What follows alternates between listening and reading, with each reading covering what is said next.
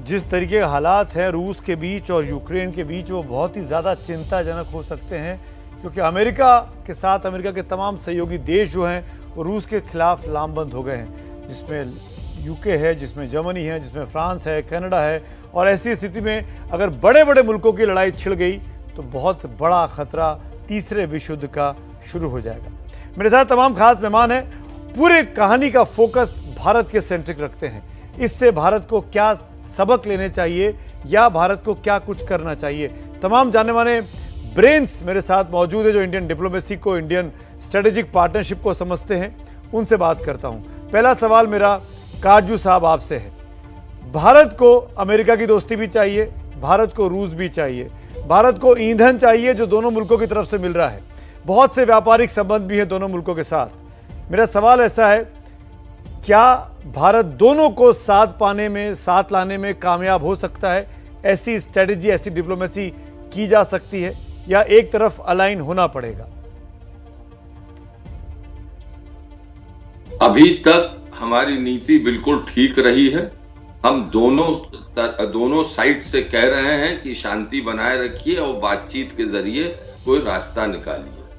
अब मेरा मानना है कि हमारे वक्तव्य भी काफी नहीं होंगे, हम पर प्रेशर बढ़ेंगे। रूस चाहेगा कि भारत जो है उसके साथ हो और अब अमेरिका कहेगा कि रूस को आइसोलेट करो। जो रूस ने यूक्रेन पर हमला किया है वो हमला अंतर्राष्ट्रीय कानून के खिलाफ है और वो अंतर्राष्ट्रीय शांति को भंग करता है कि ऐसे आज के जमाने में ये काबिले बर्दाश्त नहीं। अब ये हमें देखना है कि आगे हम क्या करें। एक तरफ आपने जिक्र किया कि सीसीएस की मीटिंग हो रही है, ये तय हो रहा है कि क्या प्रधानमंत्री पुतिन से बात करें। मुझे लगता है बातचीत तो होनी ही चाहिए, लेकिन अपनी जबान कभी बड़े नेता जाया नहीं करते। अगर जबान जाया होती है तो उसका परिणाम अच्छा नहीं होगा। तो मोदी जी को इस पर बहुत सोच के विचार करना पड़ेगा। दूसरी तरफ पाकिस्तान के प्रधानमंत्री इमरान खान, जैसे आपने दिखाया, वो मॉस्को में है, वो दिखा रहे हैं कि रूस आइसोलेट इस वक्त नहीं हुआ है और रूस ने बड़ी गर्मजोशी से उनका स्वागत किया है और वो यही दिखाने के लिए कि हम आइसोलेट नहीं हैं। पाकिस्तान के प्रधानमंत्री आज हमारे पास आए हैं। जिस दिन हमने यूक्रेन पर हमला किया है तो पश्चिम के देश, नेटो के देश जो कहते रहे, ये साफ जाहिर है कि हम आइसोलेट नहीं है। ये याद रखिए कि पाकिस्तान और रूस के संबंध बेहतर आज से नहीं कई सालों से हो रहे हैं। उनके अफगानिस्तान के निस्बत दोनों की नीतियां पास आने लगी थी। तो ऐसे माहौल में प्रधानमंत्री को बात अगर वो करें तो पहली बात तो यही करनी पड़ेगी कि हमारे जो लोग हैं हमें उनको सुरक्षा से निकालना है और रूस और यूक्रेन दोनों ही ये हमें सहूलत दें कि हम उनको निकाल पाएं। लेकिन इसमें अगर हम मीडिएशन करने की कोशिश करेंगे जी, तो फिर मुझे लगता है कि हमें ज्यादा सफलता नहीं मिलेगी। फौजें कूच कर चुकी हैं, हमला शुरू हो गया है।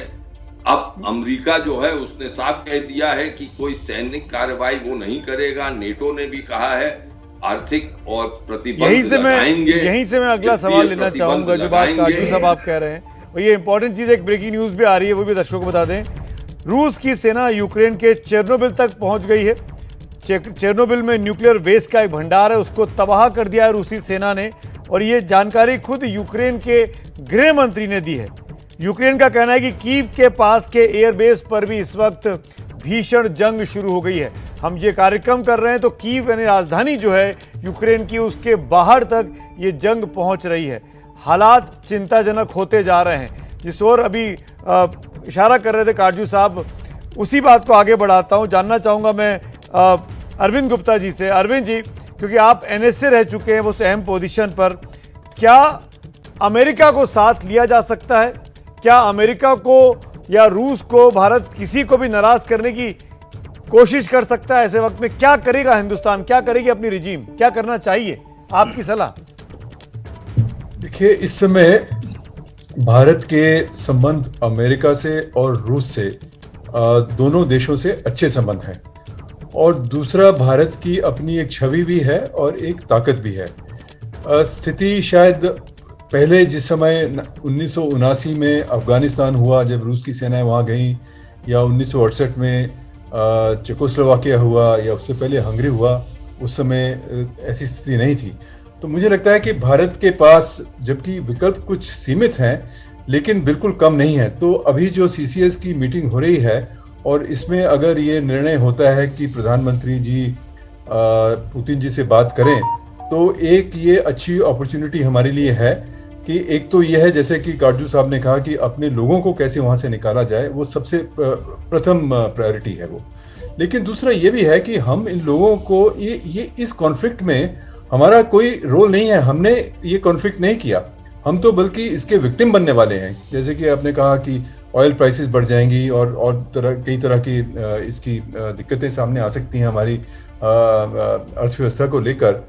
तो हमें इन लोगों को ये बताना चाहिए कि भाई आप अपना संयम बरतिए और इसको डीएस्केलेट कीजिए।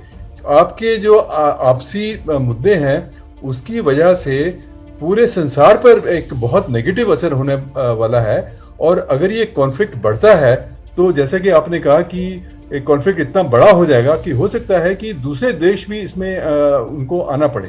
लेकिन मुझे उम्मीद है कि शायद रूस अभी क्या करेगा कि वो कुछ शुरू के दिनों में वो यूक्रेन के ऊपर जो उनके कुछ मिलिट्री ऑब्जेक्टिव्स हैं उसको अचीव करने के बाद कुछ शायद एस्केलेशन हो, और उसके बाद उसकी कुछ ऐसी स्थिति बने कि ये वेस्ट के लोग हैं, नेटो लोग हैं, ये लोग इनसे से कुछ बातचीत हो। मेरा ख्याल